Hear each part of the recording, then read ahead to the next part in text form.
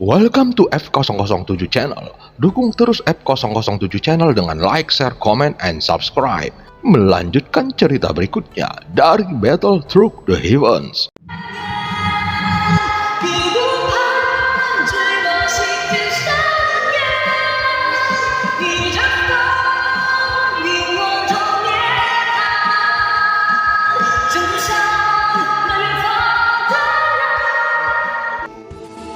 Selamat beraktivitas dan terima kasih atas dukungannya selama ini.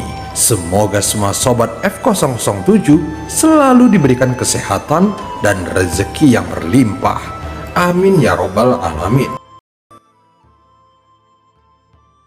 Pada part sebelumnya, Xiaoyan menggunakan apinya untuk melepaskan diri dari kepompong yang membelenggunya. Saat membunuh sosok yang aneh, Xiaoyan menyadari ada yang salah, sehingga dia memutuskan untuk menggunakan Angry Buddha Lotus Flame 3 warna dan membakar semua kepompong yang ada di sini. Namun Xiaoyan merasa tempat ini semakin aneh dan meminta Goyan untuk memeriksa tentang kebenaran tempat ini. Tuanku bahkan tidak bisa membedakan antara ilusi dan kenyataan. Suara itu datang dari belakang Xiaoyan. Dia segera membalikkan tubuhnya dan memindai ke sekelilingnya.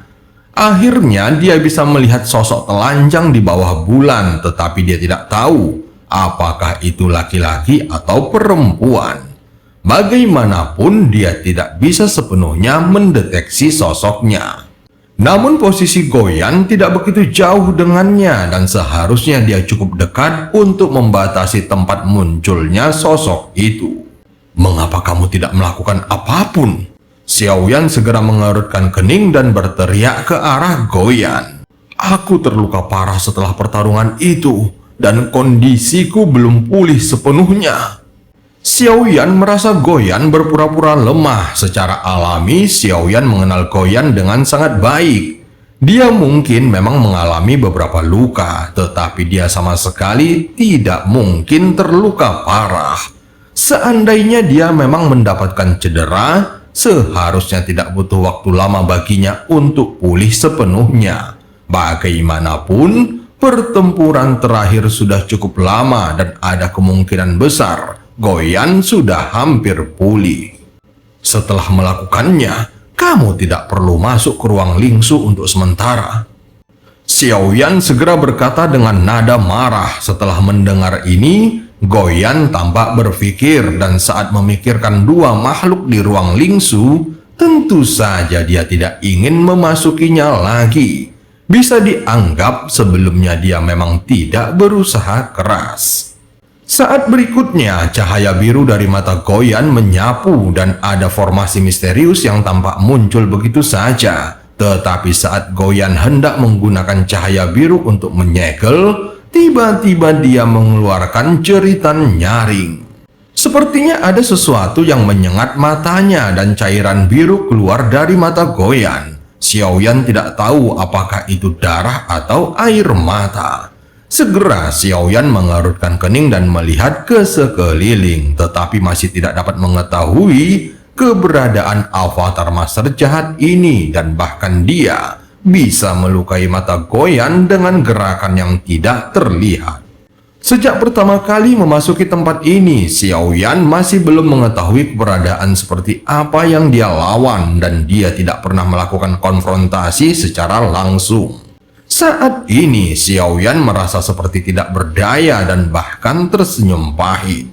Dia juga merasa sosok itu sangat berhati-hati. Terlalu lemah.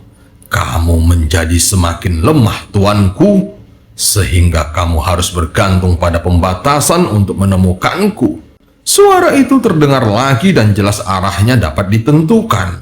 Tetapi ketika Xiaoyan melihat sumbernya, dia tidak dapat melihat apapun, sehingga Xiaoyan mengira itu hanyalah ilusi.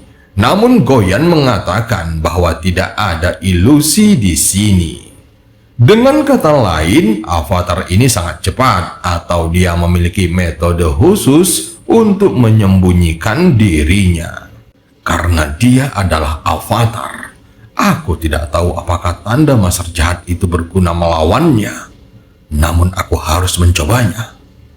Menghadapi suara sarkastik itu, Xiaoyan dengan tenang memikirkan cara untuk menghadapinya.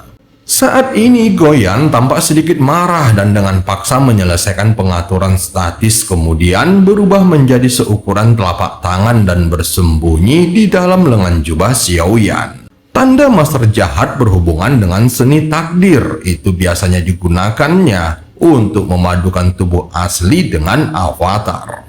Meskipun avatar master jahat dilahirkan dengan kebijaksanaan spiritual, namun dia tetap merupakan avatar. Selama dia masih hidup, maka akan ada sisa jiwa master jahat yang tertinggal di tubuhnya. Hanya saja Xiaoyan bukan reinkarnasi murni dari master jahat. Bagaimanapun, Xiaoyan bisa dianggap sebagai reinkarnasi yang mulia. Walaupun dia memiliki kemampuan milik dari master jahat, namun hal itu bisa saja terjadi karena yang mulia mengalahkan master jahat dan menyegel kekuatannya, sehingga bisa digunakan oleh Xiaoyan yang merupakan reinkarnasinya. Namun hal ini belum dapat dikonfirmasi kebenarannya. Bahkan jika sisa jiwa master jahat masih ada, namun dia tidak dapat terhubung dengan Xiaoyan. Saat berikutnya, tanda di antara alis Xiaoyan berkedip-kedip. Meskipun avatar dari master jahat ini bertingkah seperti ular piton, namun semakin dia berperilaku seperti ini, sebenarnya bisa dianggap dia sangat takut pada Xiaoyan. Lagi pula dengan tanda di alis Xiaoyan, dia seharusnya bisa menaklukkan avatar ini. Menurut pemahaman Xiaoyan, orang biasa sama sekali tidak bisa memasuki dan menerobos segel di sini. Hal ini bisa dibuktikan dengan Yuyan yang tidak bisa mengikutinya ke dalam ruang ini.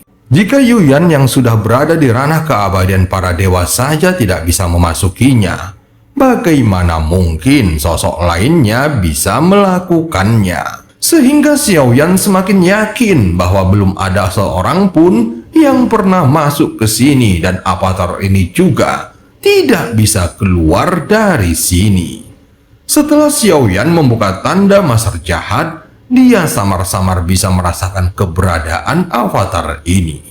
Mungkin Xiaoyan tidak memiliki cara untuk mengendalikannya, tetapi dia bisa merasakannya dan menguncinya. Saat ini terlihat beberapa benang seperti guntur di bawah telapak kaki Xiaoyan, dan sosoknya tiba-tiba menghilang. Kemudian saat muncul kembali, dia meninju ke sisi kiri kehampaan. Dengan pukulan ini, terdengar suara teredam dari udara yang terlihat kosong. Saat berikutnya, terlihat sosok yang terpantul ke belakang dan dalam sekejap menghilang lagi. Setelah mengeluarkan suara teredam di udara, kali ini Xiaoyan bisa melihat dengan jelas bahwa sosok avatar ini memiliki tinggi 6 kaki dan tubuhnya bersinar dengan warna emas gelap. Avatar ini tampak tidak seperti manusia, tetapi tampak seperti serangga yang mirip manusia. Sepertinya dia tidak terlalu cepat, namun memiliki kemampuan untuk menyembunyikan tubuhnya. Apakah kamu masih ingin terus bersembunyi? Xiaoyan bergerak lagi dan melepaskan pukulan ke udara. Kali ini terdengar suara mendesing dan seolah-olah tinju Xiaoyan diblokir oleh suatu kekuatan.